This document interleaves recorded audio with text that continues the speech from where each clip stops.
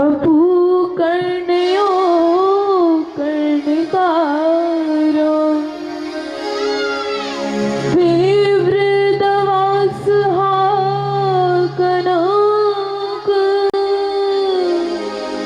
कपीशम विजती चावाला। श्री सुखदेव जी कहते हैं कि हे राजा परीक्षित, मेरी कन्हैया कितनी सुंदर झांकी का इतना सुंदर रूप है कि उनको देख करके सब लोग मोहित हो जाते हैं, मनमोहना कहते हैं, सबके मन को चुरा लेते हैं। जब तक ब्रजमंडल की सारी गोपियां उनके दर्शन नहीं पा लेती तब तक उनके दिन का प्रारंभ ही नहीं होता। ब्रजमंडल में जितनी भी गैया हैं वे सब आकर के मेरे कन्हैया को घेर लेती और मानो ऐसा लगता हो वे कन्हैया को कह रही हूं कि कन्हैया अपनी मुरली तो सुना दे। और जब मेरे प्रभु मुरली नहीं सुनाते हैं तो उनको तिरछी नजर करके देखने लगती है। अरे ये बालक ये देखो कैसा सभ्यता का परिचय दे रही है, देखिए बहुत अच्छे संस्कार हैं। फिर देखिए कथा सुनने आ रहे भाई या कुश्ती लड़ने आ रहे, इनका कोई उपाय है? देखिए देखिए क्या कर रहे हैं, देखो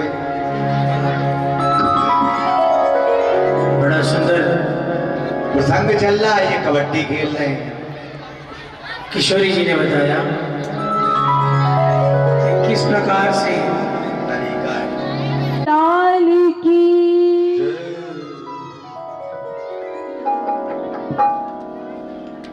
जब भी मेरी कन्हैया अपनी मुरली का निनाद किया करते थे तब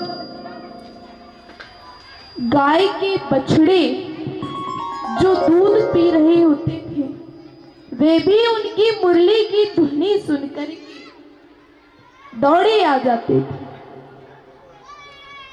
पूरी ब्रजमंडल की गोपियां उनकी मुरली की ध्वनि सुनकर के उनके पीछे पीछे आ जाया करती थी।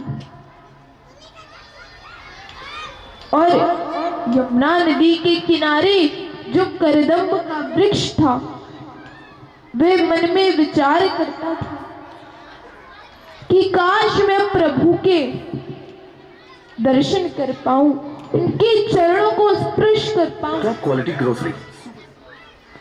तब वे अपने आप को यमुना नदी में झुका लेते थे जिससे उनके पुष्प टूट करके यमुना नदी में बह जाते थे और वे जाकर के मेरे प्रभु के चरणों को स्पर्श किया करते थे और उसी से आशीर्वाद पा लिया करते। प्रेम से बोलो जय जय श्री राधे। मुझे हरि रंधन समय मां करो मुरली रव मधुरम नीरस में घोर सता कृष्णो रेप्यति कृष्णता।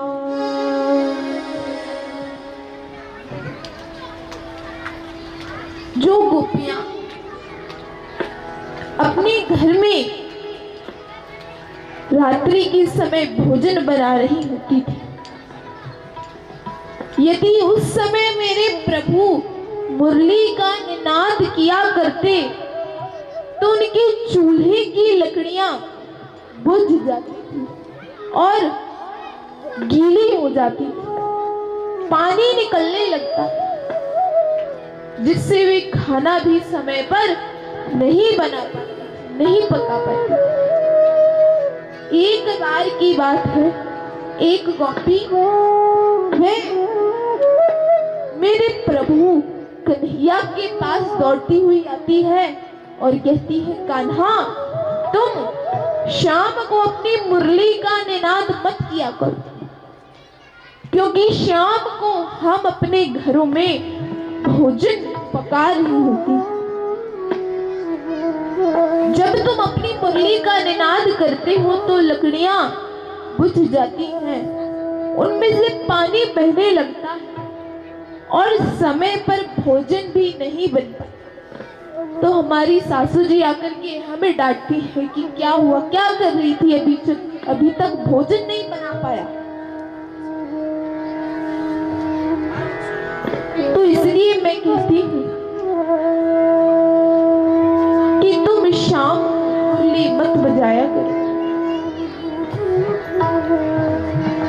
कन्हैया लेकिन कहते हैं कि इसमें मैं क्या कर सकता हूँ, इसमें मेरी तो कोई गलती नहीं, तुम्हारी लकड़ियां बुझती हैं, तो इसमें मेरा क्या कसूर। प्रेम से बोले जय जय श्री राधे। हेमंते प्रथमे मासे नंद व्रज कुमार का चेरुहे पिंड्यम भुजाना कात्यायन्य चरण व्रतम। श्री सुखदेव जी कहते हैं कि हे राजा परीक्षित, 7 कोस में जितनी भी गोपियां रहती हैं, वे प्रातः काल उठ करके यमुना नदी में स्नान करने जाती, निर्वस्त्र होकर के स्नान करते। उसके पश्चात वह कात्यायनी माँ के मंदिर जाती है और पूजा करती एवं मेरे प्रभु श्री कृष्ण को अपने पति स्वरूप में मांगती है। कहती है कि हे माँ, यदि मेरा किसी से विवाह हो तो वो सिर्फ श्री कृष्ण से, उन्हीं को अपने पति रूप में मांगती। एक बारी सारी गोपियां स्नान करके वापस अपने घरों को लौट रही, तभी उन्हें मार्ग में श्री कृष्ण से उनकी भेंट हो जाती है। तब श्री कृष्ण कहते हैं, और गोपियों कहां से आ रही? गोपियां बताती हैं कि हम तो स्नान करने गए थे। कन्हैया ने कहा, ठीक है, तुम स्नान करने गई थी, अच्छी बात है, लेकिन मैं आज तुमसे कुछ कहना चाहता हूं, बुरा मत मानो। आप लोग यमुना में जाकर के शीतल जल से स्नान करती हो, लेकिन निर्वस्त्र होकर के, तो जल में कभी भी निर्वस्त्र होकर के स्नान नहीं करना चाहिए, क्योंकि उसमें वरुण देवता का वास होता है। जल में निर्वस्त्र होकर के स्नान करने से हमें 2 प्रकार के हम अपराध करते हैं, लौकिक एवं अलौकिक अपराध। और मैं नहीं चाहता कि आपसे कोई अपराध हो, इसलिए मैं आपको कहना चाहता हूं कि आप निर्वस्त्र होकर के स्नान मत करा करिए। तब गोपियों ने कहा, हम क्यों तेरी बात माने, तब कन्हैया ने कहा, अच्छा, यदि आप मेरी बात नहीं मानना चाहती तो मैं आपसे एक बात पूछता हूं।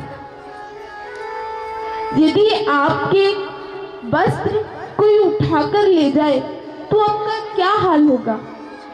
आप कैसे वापस आएंगी? तब गोपियां कहती हैं कि कोई हमारे वस्त्र क्यों उठाएगा, क्योंकि प्रातः काल में वहां पर कोई भी नहीं होता है। इतना कहकर के गोपियां वहां से अपने अपने घर चली गई। तब मेरे कन्हैया ने मन में विचार किया कि क्यों ना मैं इन्हें बताऊं कि जल में निर्वस्त्र होकर के स्नान करने से क्या होता है। इनको सबक अवश्य सिखाना चाहिए। तब मेरे प्रभु अगले ही दिन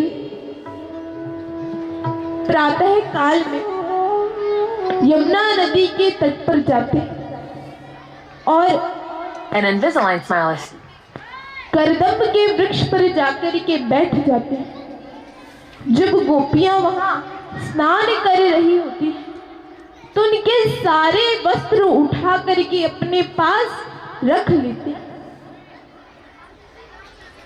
यहाँ जब एक गोपी ने स्नान कर लिया तो वह बाहर जाने लगी। उसने देखा कि उसके वस्त्र वहां पर है नहीं, तो उसने सभी गोपियों को बताया कि देखो, यहाँ तो किसी के भी वस्त्र नहीं है।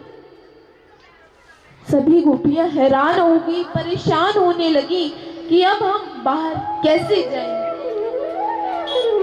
उन्होंने जब ऊपर वृक्ष की ओर एक नजर देखी तब मेरे कन्हैया वृक्ष पर बैठे हुए थे, बांसुरी का निनाद कर रहे।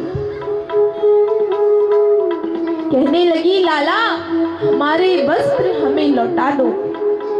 श्याम सुंदर तेरा स्याह करवाय तवोदितम् दीहि आसांसि धर्मज्ञनो चेतरागे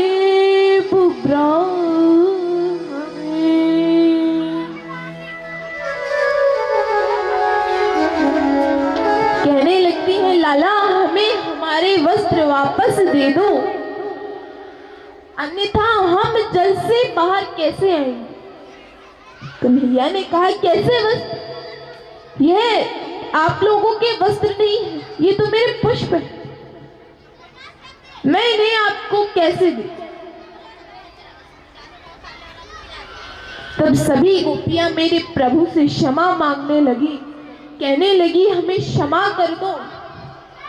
हम समझ गए कि जल में कभी भी हमें निर्वस्त्र होकर के स्नान नहीं करना चाहिए। सभी ने मेरे प्रभु से क्षमा मांगी। तब मेरे प्रभु ने उन्हें उनके वस्त्र लौटा दिए और वहां से चले आए। बोले कृष्ण कन्हैया